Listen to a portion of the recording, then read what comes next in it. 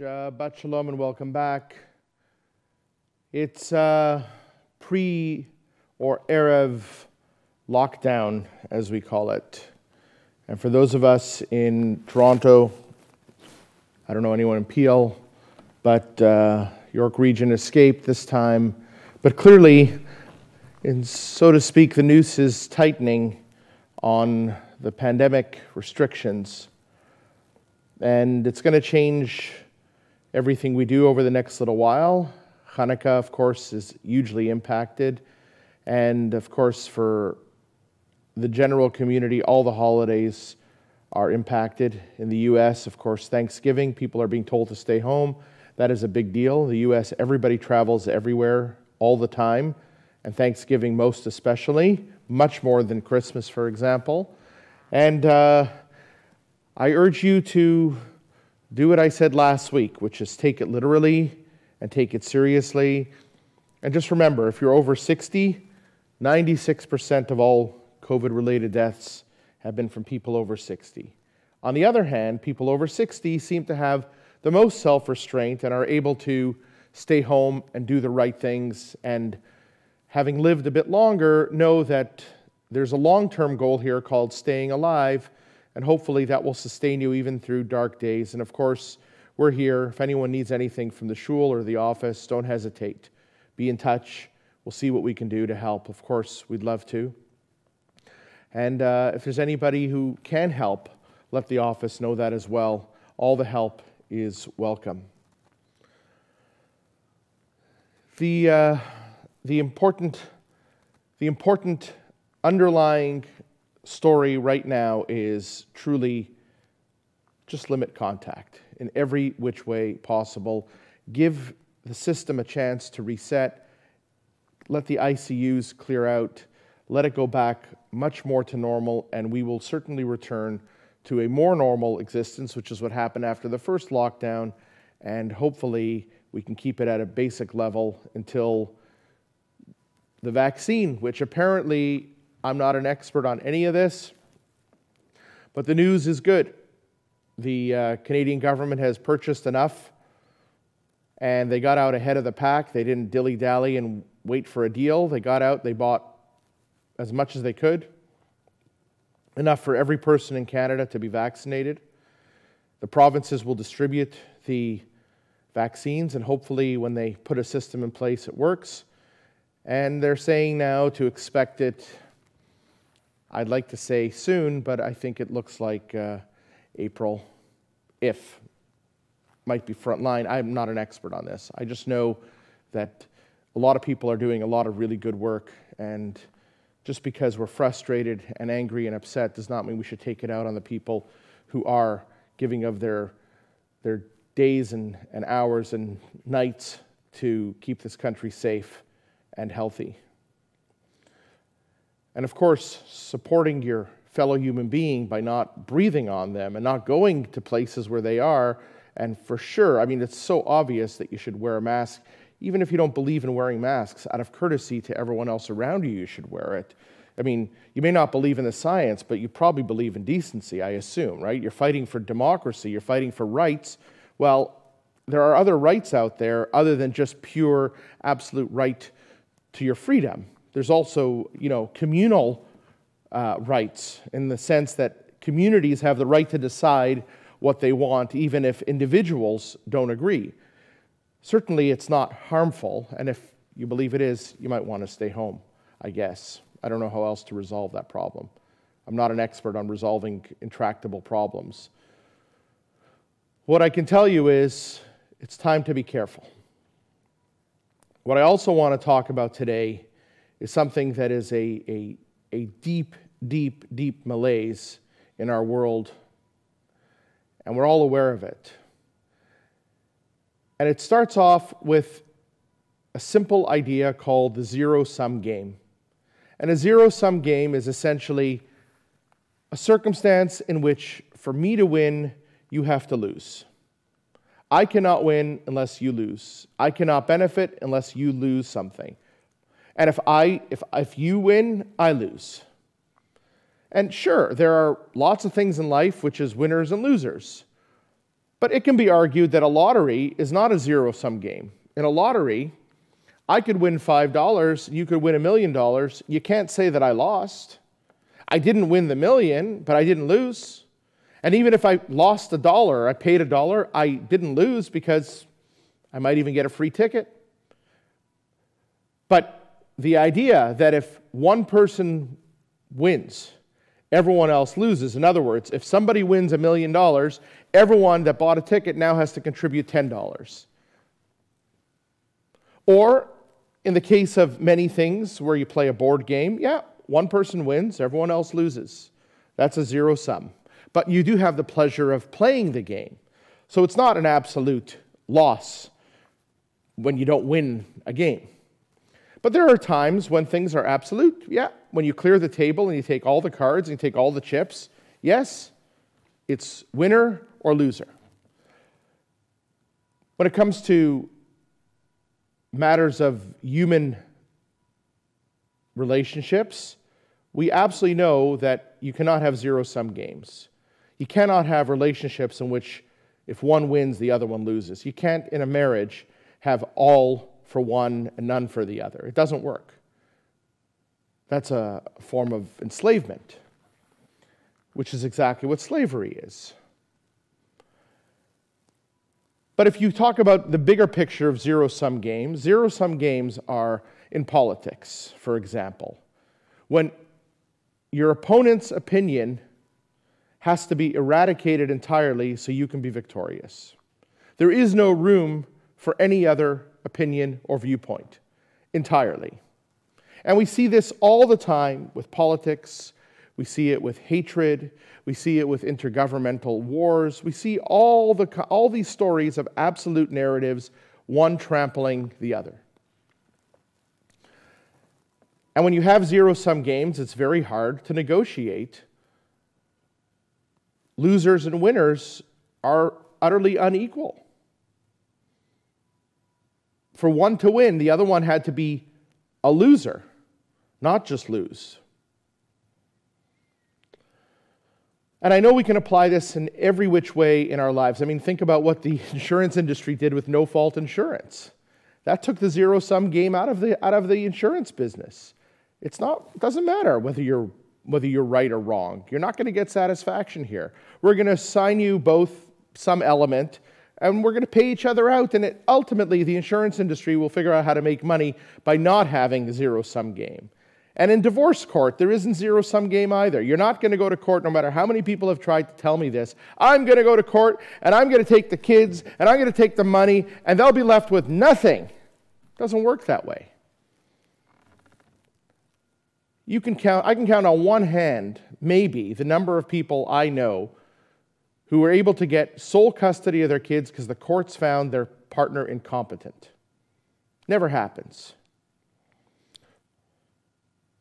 Certainly not in the majority, and certainly not the number of people who think that it's a zero-sum game. It's now that we're getting divorced, it's all me, and they are entirely invalidated. And that's the whole gaslighting thing. Gaslighting is the idea that when you don't like what somebody else does, you make them believe that they're crazy, or you tell them they're awful. Or when, in our day, when someone in the Jewish community says they voted for Biden, like my good friend Rafi's article, and people turn on him like he's an anti-Semite, a communist. Well, I don't know. I don't express publicly who I vote for. That's a matter of choice, whether you talk about those things publicly or not. But the idea that it has to be absolute, where if you vote for Trump or you vote for Biden, you're now characterized as either this or that, absolutely. There's no middle ground. There's no gray area. If you don't support Israel absolutely, then you're an anti-Semite. And if you support other causes along with Israel, then you're not loyal. These are zero-sum games. And why are we talking about this today? We're talking about this today because the entire portion of Toldot is essentially about winners and losers.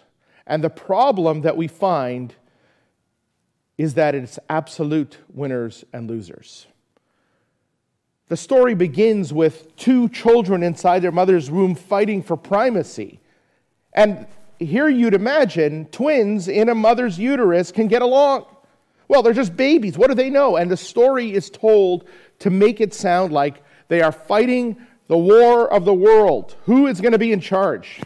Twins in vitro? Seriously? No. But the story is designed to teach us that from day one, the house in which Isaac and Rebekah lived in was an absolute home. Either yes or no. So somebody is going to win and somebody is going to lose from day one. So whoever gets out of the womb first is the winner because they're the eldest. So even at the birth, there's a struggle for who gets out first. It's Esav, hairy Esav, versus smooth Yaakov. Poor Yaakov, who was the sweet, smooth kid, comes out second. He's not the Bechor, he's not the firstborn. He is the loser. His father is going to give the blessings, whatever those are, to the older son. So Yaakov spends his entire life trying to convince Esau to give up his birthright. And Esau does. For a bowl of beans, Esau doesn't really care. Whatever the story is. Is it a real transaction? I don't know. But in their minds, they had a transaction where Esau is now no longer the firstborn, Jacob is. And when it comes time for the father to bless his children, he says to Esau, who he still believes is his firstborn, go bring me some of the venison you know I love eating, make me a stew, and I'll eat, and I'll give you a blessing. And Rebekah, who is part of the zero-sum game, says to her son, Jacob, your father is going to bless Esau. It's all or nothing in this game. If you don't get that blessing, you're done. You get nothing. So he dresses up like Esau, and if you read the portion, it's a terrible, terrible, tragic story where he steals the blessing from his brother. You can argue that he could claim he was entitled to it because he was nominally the firstborn. He had bought the rights. But certainly Isaac wasn't in on this. And certainly Jacob came dressed up in a goat skin to make it feel like he was Esau. So you sort of wonder what was really going on and how competent Isaac was. But what Isaac does is the most shocking thing, I think, in probably the entire Torah when it comes to how you deal with children. He gives the entire blessing to Isaac, all of it. The good, the wealth, the rain, the fields, the grasslands, the heavens, money, wealth, power, you name it, he gives it all to what he thinks is Esau. But it turns out it's Yaakov, Jacob. And then Esau comes in, literally seconds after, almost replaying the story of birth, where one twin comes out just seconds before the other. Just seconds before Esau walks in with his father's favorite stew, Jacob is leaving the tent, having received the entire blessing. And Esau comes in, and suddenly it starts to become clear. And Isaac trembles, and Esau trembles, and he screams like a wounded animal. And finally, he has the courage to say to his father, you gave him all the blessings? And he said, I thought it was you. And he says, I gave him all the blessings. And Esau said to him, and here's the most chilling phrase in this entire portion. Halo atzalta li bracha. Did you not save one blessing for me? Don't you even have one thing you can give me? Can you imagine the binary relationships in that home where when Isaac was finished giving the blessing to his child, he didn't have anything for the other child? Nothing? What kind of world is that? What kind of zero-sum game were these people living where every single blessing he had, every bit of his energy, every gift he gives to one child and nothing to the other? How is it possible? So finally, Isaac musters up from the depths of his imagination a very mealy-mouthed, weak blessing. You know what, Esau? I can't give you the good blessings, but I'll give you a blessing. When your brother is weak, you'll be strong. When your brother falters, you'll succeed. When your brother loses, you'll win. Now, what dynamic do you think that sets up? That sets up a dynamic which is very, very concisely referenced from the words of Rabbi Shimon Bar Yochai, the great sage of the Talmud, complicated figure. People have attributed the Zohar having been written by Rabbi Shimon Bar Yochai, the Kabbalistic treatise, but probably not. But anyhow, Shimon Bar Yochai says a very famous and complicated quote. He says, Halacha biyadua, it's a known law. Esav soneh liYaakov. Esau hates Jacob. It's a law. It's not history. It's not a fact. It's a law. It's a law? A law is serious. A law doesn't change. A law means it was from then till today. A law is like Shabbat. You take the day off. That's a law. A law is Brit Milah. A law is you grace after meals. Those are laws. Why? They're really important. That's why. Unlike a tradition like prayer or the way we read Torah or all these little details, all the things we take like lighting candles, those are all traditions. Those are not laws. A law is that Esau hates Jacob. And of course, for generations, sages have asked, how could you use the word law? You know what law means? It's the most pessimistic thing imaginable. So there are many ways to approach this. But the reason that Shimon Bar Yochai seems to refer to this as a law was because it's a game of absolutes. In order for Esau to succeed, Isaac made it clear, your brother will have to fail. Well, what do you expect Esau to do? Watch his brother succeed and just be a loser? It's in his hands. All he has to do is do everything in his power to see Jacob fail, and that's why it's a law. It's the law of human dynamics.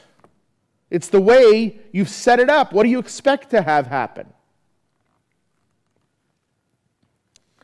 Now, I will tell you that people have used this text of law, Esau, Jacob, to prove that anti-Semitism is sort of innate in the nations of the world and so on. But there are others like Rabbi Henkin, for example, who said, how dare you? How dare you suggest that people fundamentally hate the descendants of Jacob? How dare you? They don't. Sometimes they do. Some people do. Some governments do. Sometimes in history we've suffered tremendously. But don't walk around with a presumption that fundamentally anyone descended from Esau or not of the Jewish world hates you. That's a very, very bad binary to live with. Jewish or nothing is not good. Love me or hate me is not a good way to look at the Jewish world. Not everybody is anti-Semitic. Maybe they just don't like you. Not everything that happens in which there's conflict is because of a law that there's hatred. Maybe there is genuine hatred. Maybe something was done. Now, I'm not saying, and this is not even an apology, this is a fact. Anti-Semitism is real, it's alive, it exists. There's also anti-Zionism, there's all anti-Israel, there's anti-Jew, there's all kinds of antis. Sometimes they're collapsed into one thing, and sometimes they're not. But the idea that Esav soneh liYaakov, Esav hates Jacob, is a very old idea, and it's not meant to suggest that we should be walking around paranoid or assuming that everyone fundamentally hates the Jewish people.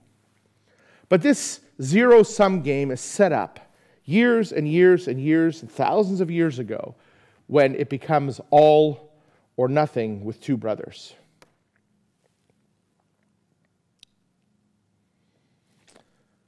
I'd like to propose another idea. And it comes from this week's Haftorah. In this week's Haftorah, you see the zero-sum game over and over again. You keep seeing this idea that it is all or nothing. And it's the words of Malachi. Malachi was a prophet, wrote a short book of prophecy, a little bit different, very different style than other prophets. Worth looking at if you get a chance. It's called Malachi or Malachi. You can look it up. And it starts off with a very interesting comparison to this week's portion, now that I've illuminated that it's basically a binary yes or no, winner or loser. When you see the Haftorah, it says, the burden of the word of God. Malachi is carrying the burden because he has to say this, I have loved you, says God. Yet you say, how have you loved us? Well, now here, listen to the sort of the echo of this week's portion. Was not Esau Jacob's brother, says God? Yet I love Jacob. Now God's taking sides. God's saying, they were brothers, but I love Jacob. But I hated Esau. Since when does God get involved in loving and hating people? It talks about destroying Edom, or the descendants of Esau. It talks about the binary between father and master, and sacrifices, and so on. But the whole idea that Malachi seems to be carrying as a burden is that he's trying to echo the sentiments of people through the words of God, but it falls short. You cannot believe in a God. I mean, you can believe in whatever you want. You cannot believe in a God that is fair, that can declare itself to hate one brother out of two. You just can't.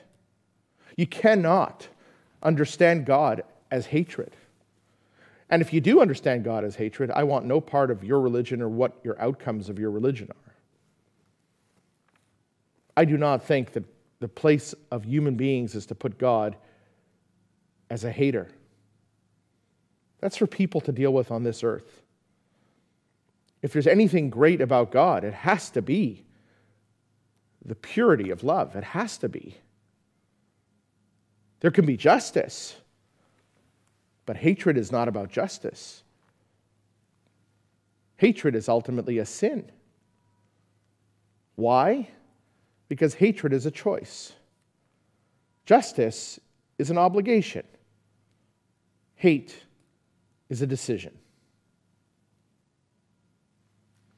So my proposal is, let's think of another way in which we can understand a non-binary relationship with other people, a non-zero-sum game. And it comes out of the Talmudic tractate Baba Batra, which means the third gate. And the third gate deals primarily with financial matters. Not law, not torts and damages as much. It deals with property matters primarily and social constructs in which financial issues are relevant. So for example, Baba Batra would deal with what happens if someone next to you decides to add a floor to their home, and now they block your light. You used to get sunlight every morning, and now you're not going to get sunlight. Is there compensation possible? What about someone who has a compost pit in their backyard, and the prevailing wind blows towards your yard? Do you have the right to ask them to change the position of the compost? Put up a barrier. Someone cuts a tree down. Now you have more sun than you used to have, and your garden goes dry. All these things are about human interactions within a societal structure. And that's what Baba Batra tends to deal with. But what's interesting as well is that Baba Batra comes up with a very interesting set of concepts for how to structure society. And the one I want to address today is called Ze Nene V'Ze Lo Chasar. This one can enjoy, and this one loses nothing. In other words, can you charge people for coming by your home and looking at your garden and enjoying your flowers? They're just looking. What do you want to do? Charge them for enjoying your flowers? It's ridiculous. Nobody would do that. If they come into your garden, they sit on your bench, and they have to empty the garbage, and you have to worry about trespassers, whatever, that's different. Just to look at it and enjoy? No.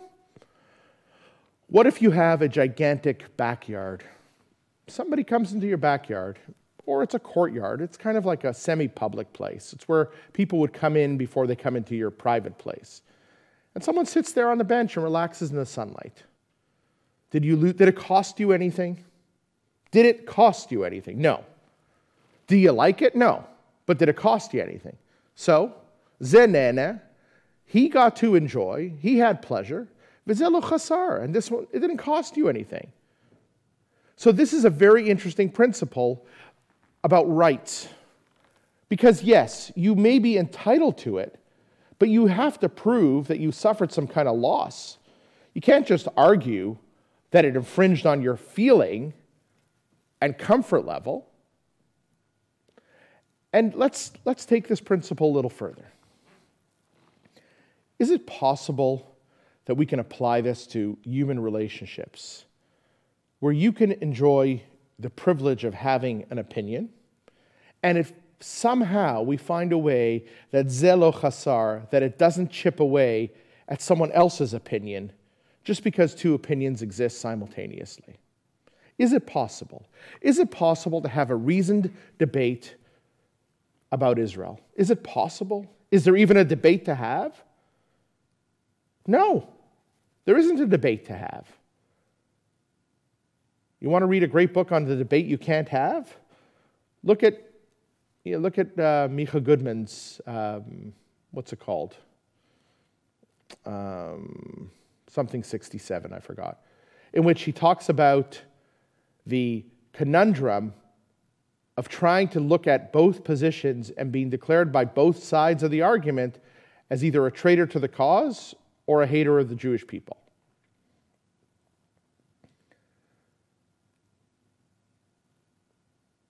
And he tried really hard. It was interesting. He talks about this, how he's trying to understand the settlers' movement. He's trying to understand the left wing. And both sides are accusing him of being a traitor. Not because he has an opinion, but because he has a curiosity.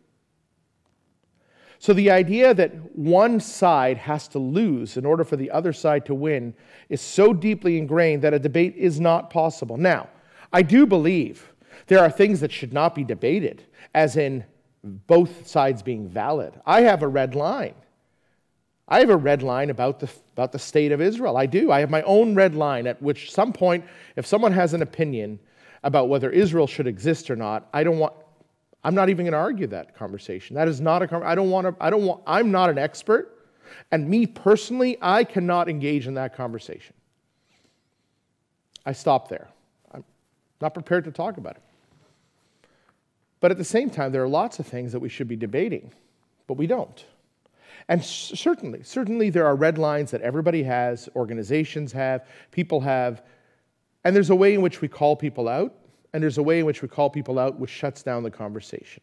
And that is the question. Why are we living in a time in which the conversation has to be shut down? Could we not find a way to have zenene v'zelo chasar? We both enjoy the benefit of a dialogue, and we don't have to have a loser. We don't have to prove that we lost in order to then claim that we were right, and it infringes on our ability to live well. It's aspirational. I agree. This is not easy. But we are clearly living in a time in which absolutes are the only real conversations we're having. And so you'll see, as time goes on, society will galvanize itself around new groups. The group of what we believe in our opinion. Maybe not color, maybe not race, maybe not even wealth. Maybe it'll be our values. Well, that is where we started. Halacha, Esav, Soneh, Liakov, the law that one party has to hate the other so that each can try to find their own success, was the mistake of this week's Parsha. And it resonates throughout history that when you make one primary and one secondary, when one has to be a winner, so the other one has to be a loser, you will forever have conflict, and you will never be able to have that kind of decent, ordinary, human interaction that we so crave. The idea that two people with different opinions can truly get along. It takes a lot of work. That's why it's in the Torah. It's in the Torah because it is meant to challenge us. It's not a bedtime story. It's a real challenge. Can you, especially now during semi-lockdown, can you find the time to maybe look at opinions that are different than yours? Just look at them. Just read them. Just try to understand without jumping to the premise immediately that they hate you or they would annihilate you. Just try. The evidence all around us is that there's hope, and there's far more hope in dialogue than there is in losing. Stay safe. Stay home. Do the best you can. Consider other opinions and try to find a way in which to allow other people to believe what they believe without feeling that it has to be a winner or a loser. Shabbat Shalom. We'll continue now with the rest of services.